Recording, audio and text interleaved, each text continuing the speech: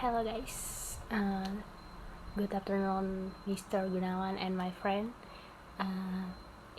My name is Agrace. I am an international relation major, and this afternoon I will tell you about my unforgettable experience in 2022. Okay, let's go. I will tell you about my failure in 2022 when I was in the 3rd grade of high school. January is a decisive month for a 3rd grade high school student, whether students are eligible or not to take SNMPTN, and it turned out that at the time I was eligible to take SNMPTN, and so that in February 2022 SNMPTN registration was carried out.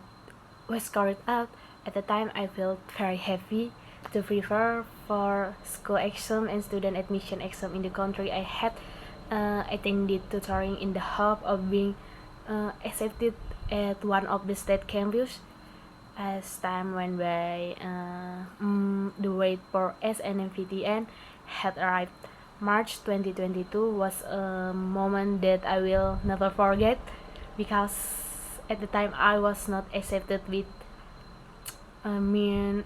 which mean I had to try to take SNMPTN, and that time I cried until my eyes were swollen.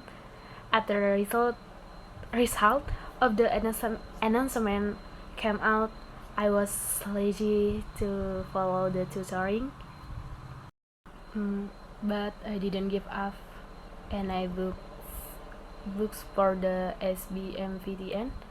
In addition, I also prepare files for the regression of Polytechnic and other state university.